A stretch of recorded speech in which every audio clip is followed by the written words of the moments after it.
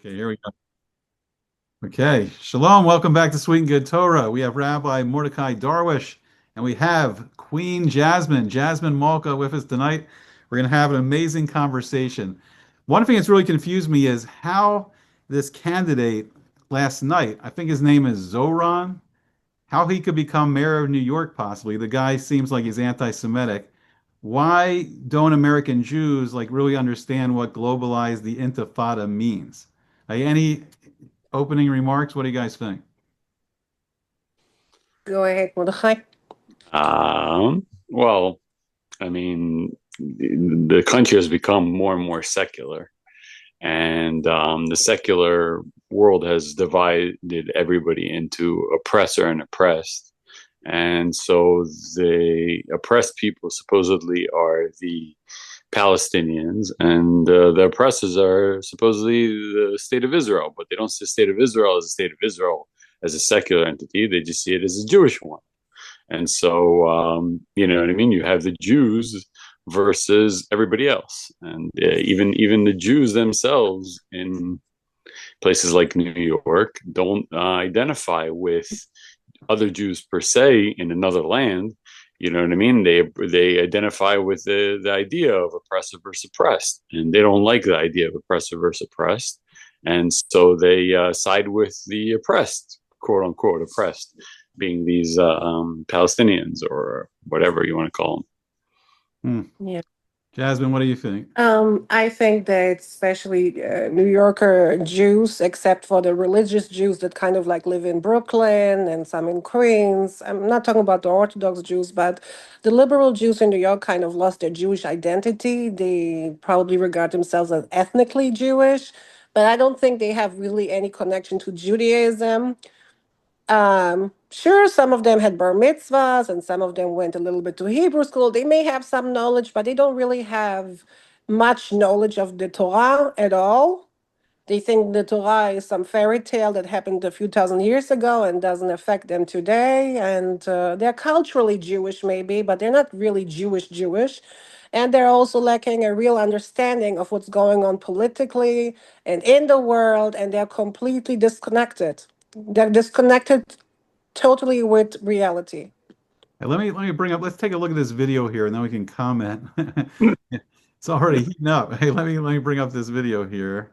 Let me see. So this is about the candidate that's running for mayor of New York right now. We'll take a look at this. Let me see if I can find it here. I think it is here. Okay, let me find it. Let me play it here. Let's see if this works. Oh wait, this is the wrong one. Got too many videos. Okay, here we go, and almost there. Okay, here we go. Let's see if this works. Pro-Hamas activists are fueling unprecedented levels of anti-Semitic attacks in New York City. Terrorist flags flood the streets while protesters openly call for America's destruction.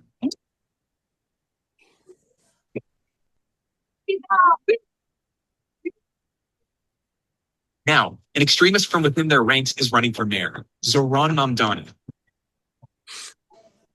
Here are 3 critical reasons why Zohran Mamdani is not just unfit for office, but poses a serious threat to the very people he claims to serve. Number 1, Mamdani is affiliated with numerous terror-connected organizations that aim to transform New York City into a battleground.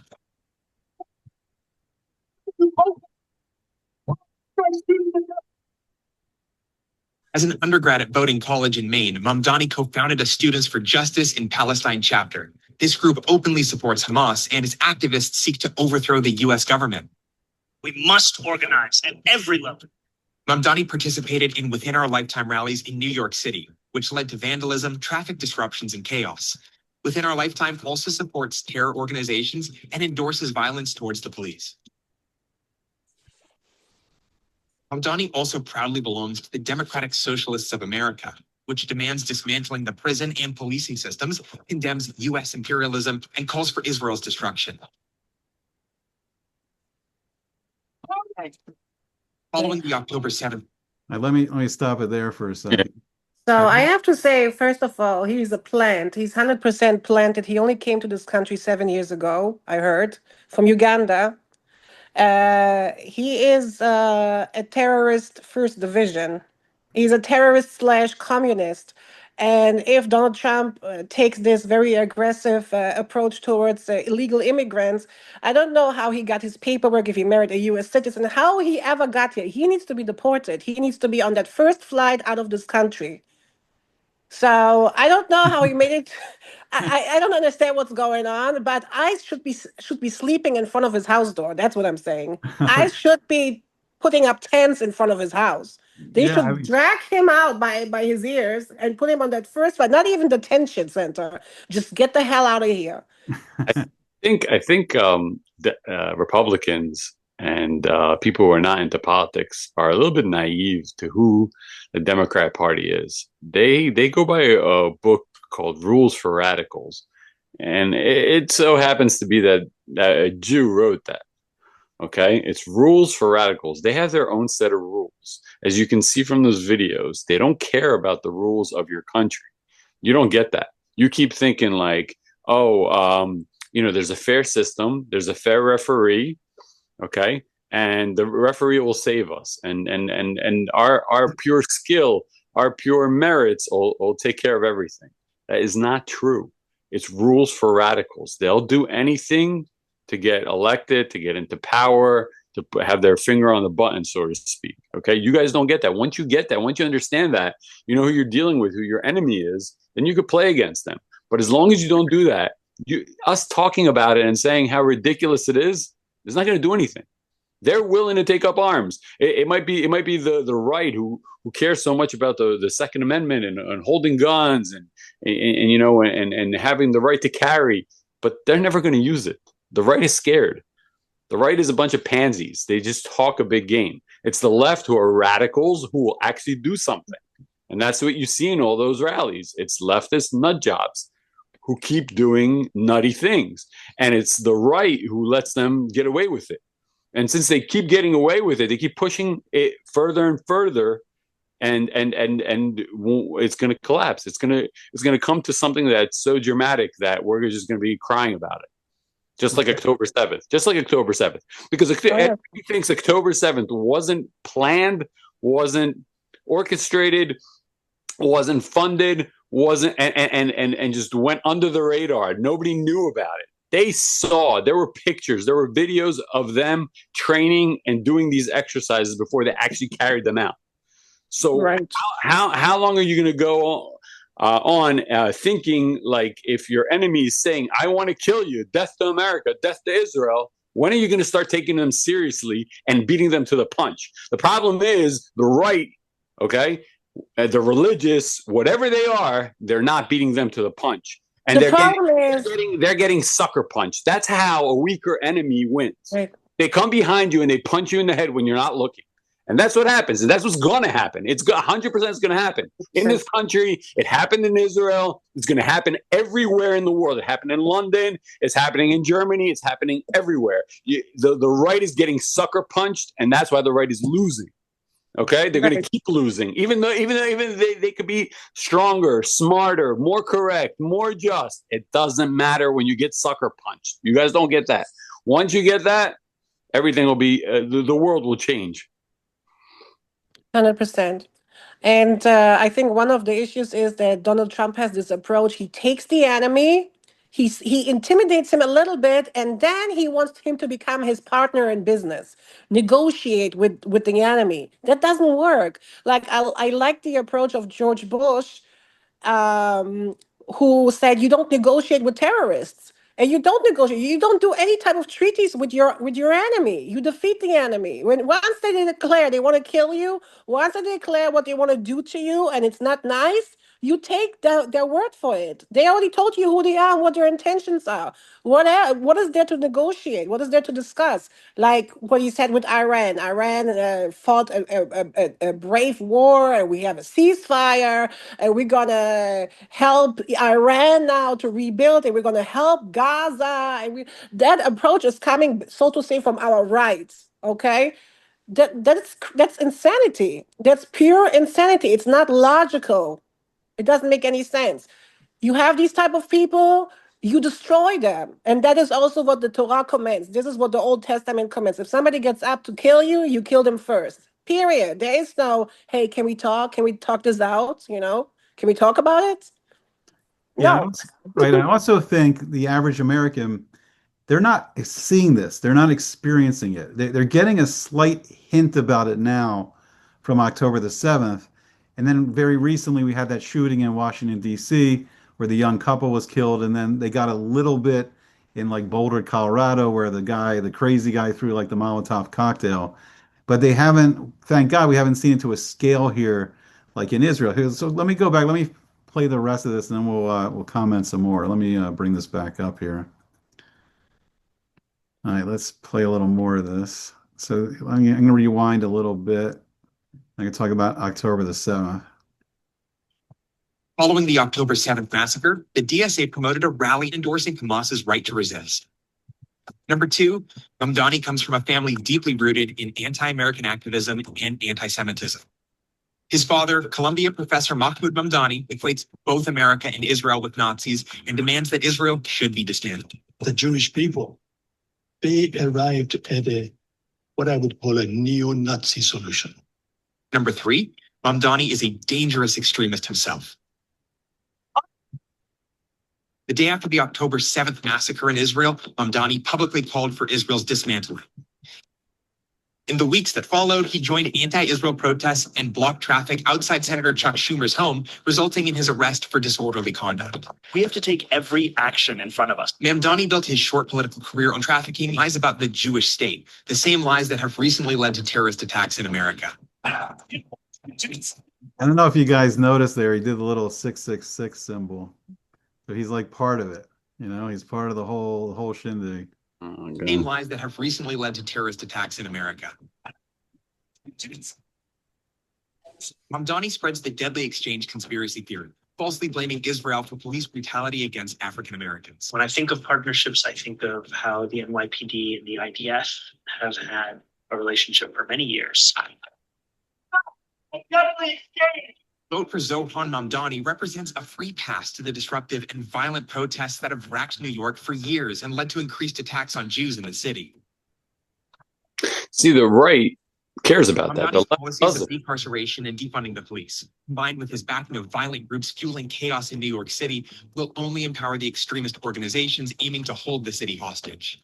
The struggle for Palestinian liberation was at the core of my politics and continues to be. Mamdani is a clear danger to the people of New York. A vote No. for Mamdani is a vote for bigotry, violence, and chaos. The left likes that. The Democrats like that. So like, how did this guy, right, just win? The Democrats like that. Right, let me That's what the right doesn't understand. They think logic. They think logic and not emotion. That's the problem with the right. They're too logical, not emotional enough. True. You know what I mean? And it's just like a shame. It's a shame. It's like common sense is out the window. It's become my party versus your party, my team versus your team. It doesn't matter. Common sense doesn't matter. We don't talk about issues. This is how stupid politics have become. It's become my team versus your team, no matter what, and to the destruction of my own benefit. Yeah, the biggest risk is no party upholds the Constitution anymore. Nobody cares about the Constitution anymore. So we are becoming a lawless country from both sides. Nobody upholds the Constitution anymore. Neither side. So basically, Constitution has been canceled. And I think the thing is that a video like that, very few voters in New York are seeing that perspective of that candidate. They're seeing a very fluffed up, smoothed out. Then Cuomo's an idiot. Cuomo's an idiot. Then the other side is a momish idiot. Stupid, dumb, I don't know, lower than my bubblegum IQ. How can you, if you actually think that you can win, right, and you can become the Democratic nominee, why wouldn't you use that against them? It's because the left doesn't care. They just want to win. I don't know. It's very scary. I mean, he just won a Democratic primary for mayor of New York, which is strange. I mean, you're talking about huge Jewish population, and how are they all so disconnected? right? How do they not see that this guy is dangerous, you know? Well, how did the Columbia students and the Harvard students, Hmm? the Yale and NYU students, how did they not see? How did the Ivy Leagues don't see? Right? How did they side with Hamas on the October 7th massacre? How did that happen?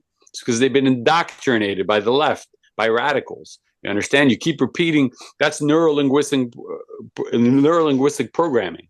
You just repeat the same information, whether it's true or not. The people start believing it. And that's what's happening. They're in a feedback loop. They keep hearing the same thing. Israel's oppressor. Israel's awful. Israel's awful. Israel's awful. You say it enough times, you're going to believe it Yeah. yourself. You know what I'm saying? And that's what they've been indoctrinated with. And those people, they didn't start yesterday. It didn't start 10 years ago, 20 years ago.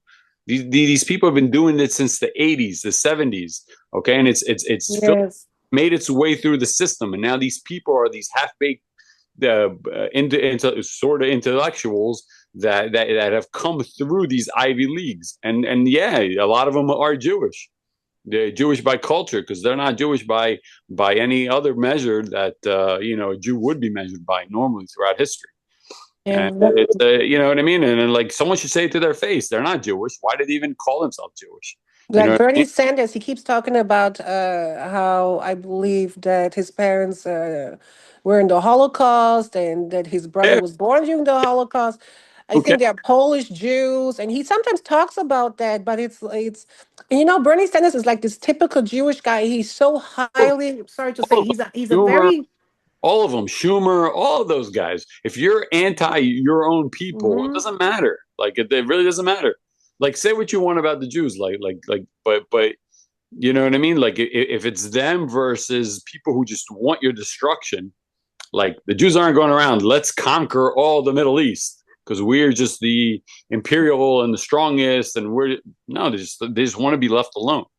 And everybody else against them doesn't want to be left alone. They want to conquer. Okay. So that shows you the intention. And it's an intention we have a track record of 75 years.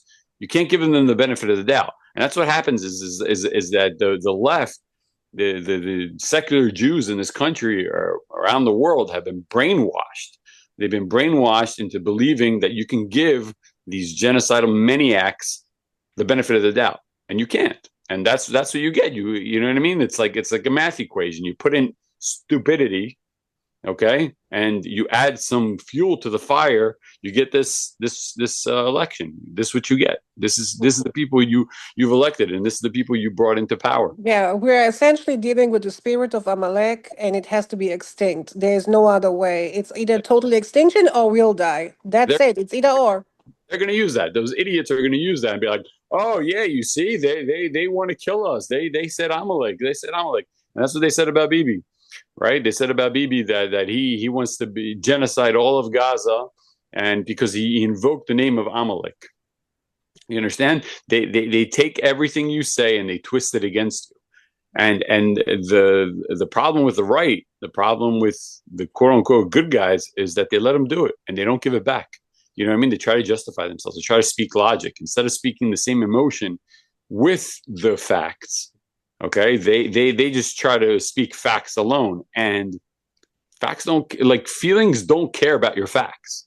That's Ben Shapiro coined the term facts don't care about your feelings. It's the other way around. To the left, their feelings don't care about your facts. You Correct, fit them 100%. as many times as you want. Once you get that through your head, that their heart, right, their emotions aren't accepting any facts. So what we're gonna Then do? Do you'll we know have to who you're split the dealing with, country? and then you'll know how to take care of them, or you know what I mean, not take care of them, leave them, let them win. Well, I think the problem is the left and the right is just a huge illusion. Like that's like we're just assimilated into the gullus. We're assimilated into the exile. The real story is our connection with Hashem. Us connecting through Hashem with the Torah and the mitzvos. But as you guys were saying before, the average Jew around the world, even in Israel, which is scary too, is mainly like being educated in this secular environment. So all people see is this surface of this political conflict between the left and the right. But yet we're beginning to see that there's people on the left and the right that both, both don't like the Jews. So I give this example. So like we have nationalists on the right, like we have Steve Bannon, Tucker Carlson, Candace Owens, and they get crazier and crazier with Holocaust denial and just getting into pure What do Jew you say hatred. about Kanye West making a Yeah, song, Kanye West, Heil yeah, Hitler yeah, yeah, song? trying to make that popular in the black community. And then on the left, we have the socialists. We have the AOC, the Ilhan Omar, the Rashida Tlaib. So we have them emerging on the right and the left. But right and left it's just it's an illusion. It's I really believe that what the battle is growing to be in the world is there's people that love God and want to get closer to Hashem, and there's people that don't. And that's the real battle. And it goes through the right and the left now. It goes through nations, it goes through religions, and that's the real battle. It's the ancient battle of Abraham's family. It's the ancient battle of Yitzhak versus Ishmael, Mhm. Isaac and Ishmael, Yaakov and Esau, Jacob and Esau. It's the ancient 4,000 year family war that's spreading out, through all this geopolitical tension out here. Let me bring up the next video about globalize the Intifada. And I think that's very important because I think your average American Jew doesn't really get what Intifada actually is. Here, let me bring this up real quick. All right, let me bring this back and then we'll play this. Let me see. Okay, here we go. My name is Eli Sharabi. Oh wait, I'm sorry, I played the wrong one here. Wait, hold on. Okay, we're having technical difficulties tonight. Okay, here we go. I think you can look at BDS as one form of uprising. It's a global intifada.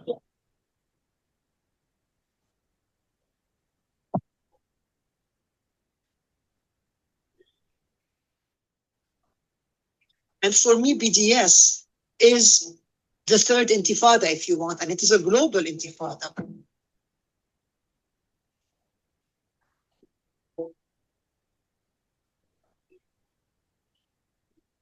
We must globalize the Intifada. We're gonna have an Intifada in every classroom. We're gonna have an Intifada on every college campus.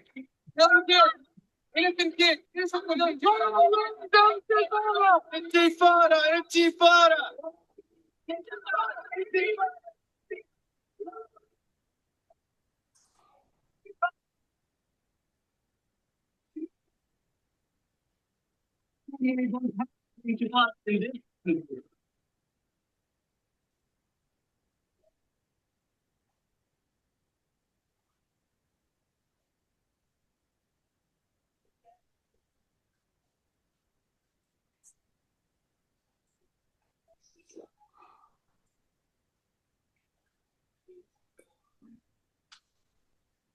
אלוהים ישמור. Yeah, you guys don't know what you're dealing with.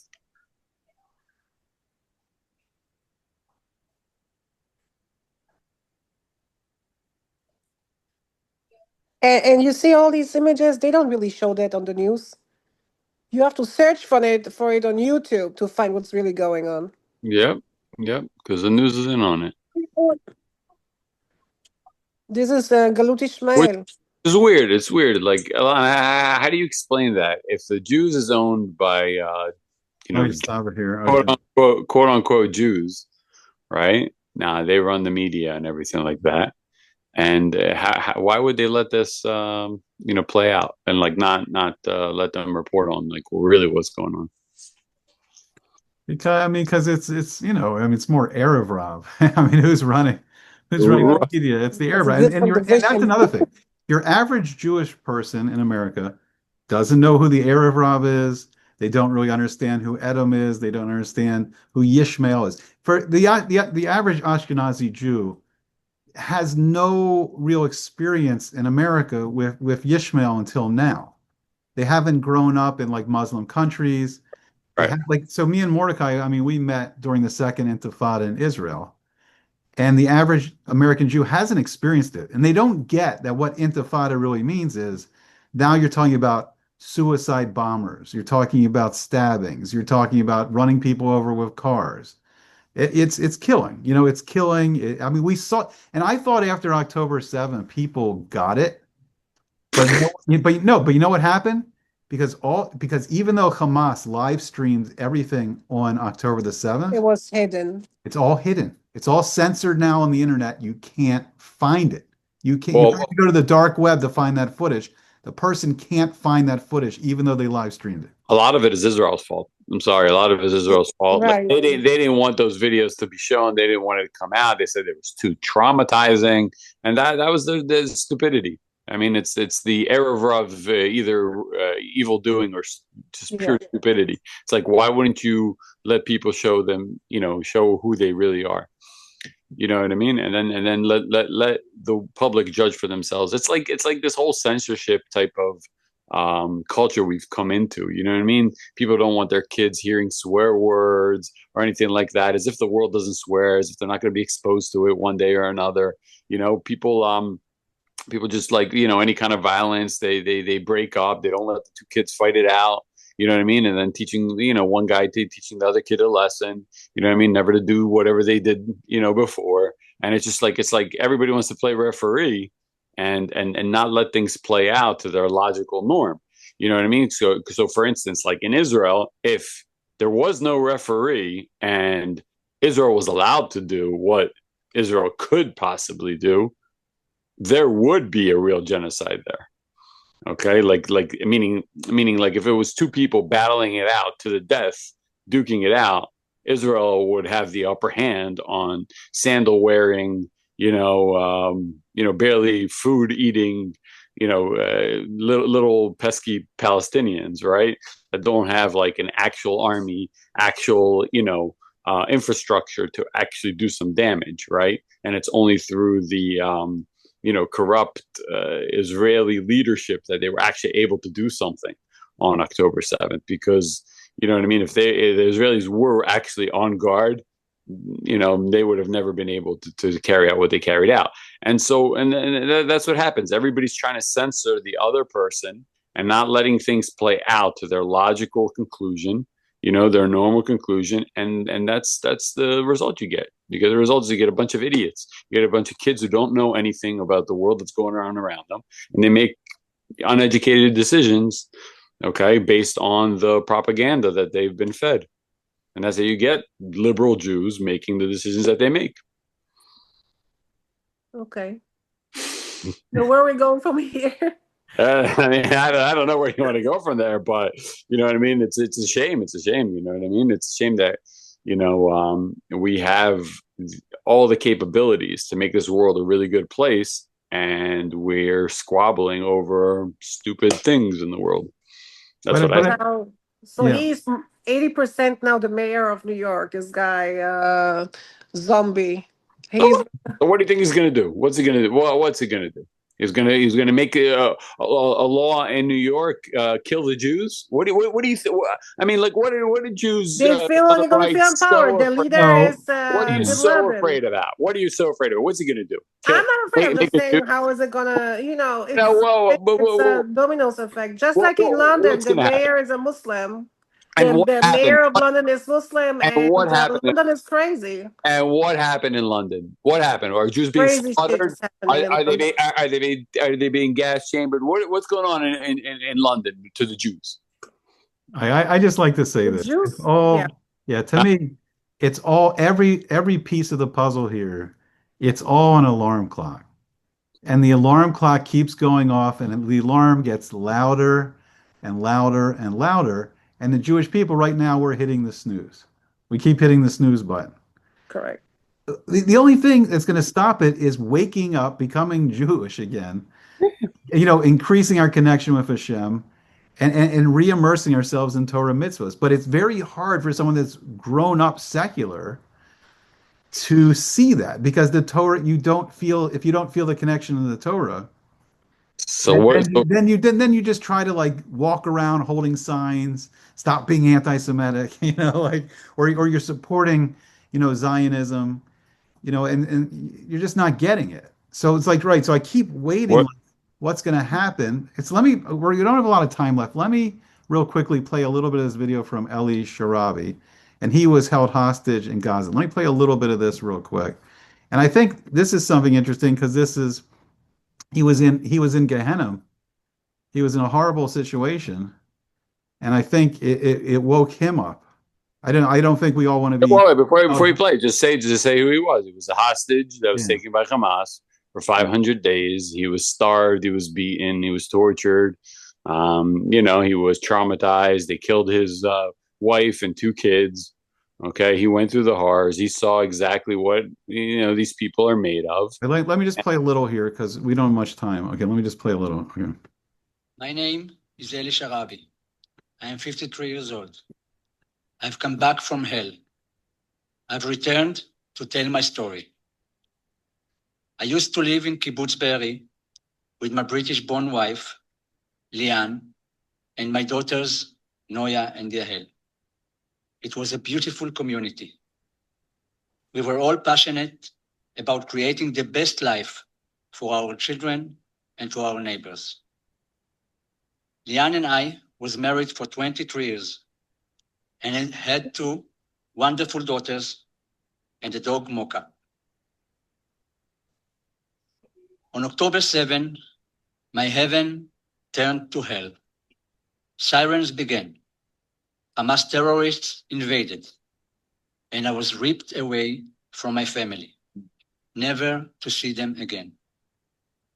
That morning, after the sirens began, I tried to reassure Liane. The army will come.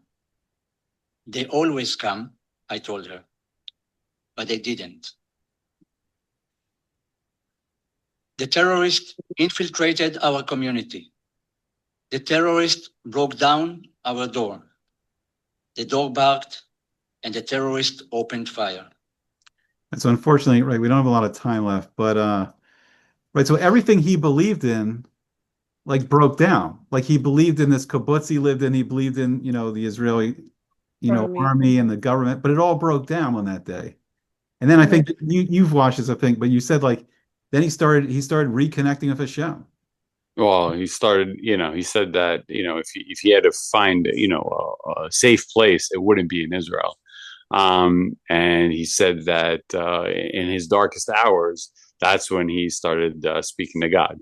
Like, I think there's a famous saying, like, there's no atheist in the foxhole, right? So when you're at war and when you're in deep trouble and everything like that, then all of a sudden everybody becomes a believer. And that's what he said. He said about himself, he became a believer. Through that hardship, there was nobody to rely on except on God. And I guess that's where the world is going. Yeah, so right. I think unfortunately So what's happening, yeah, well, Jasmine, I'll let you speak, but it's just I just wonder, does it take a Holocaust for liberal Jews, another Holocaust on them, chas v'shalom, Yeah. for them to wake up? It takes a Holocaust where they will lose their loved ones and barely survive for them to return. Does it really take that? And if that's the case, then no good cross, not good for them. Not good for them. But it's leading towards the ultimate good. They have to learn the hard way. Sometimes all of us have to learn Mhm. the hard way. We learn through Yeah. art. We learn through arts. We learn through failure. Yes. okay, as as the representative of Sweet and Good Torah here, I'd say let's not do another Holocaust. Let's stop the alarm from going off. Let's start praying to Hashem, and it all ends like that. We can end Bezrat it Hashem. quick, right? We can end it quick. Give everyone a little last remarks, 2-minute warning. What's your last comment? Wake up, Am Israel, left, right, up, down, doesn't matter. Doesn't matter where you come from. If you're Ashkenazi or Sephardic, if you speak Hebrew or English or any other language, doesn't matter your upbringing.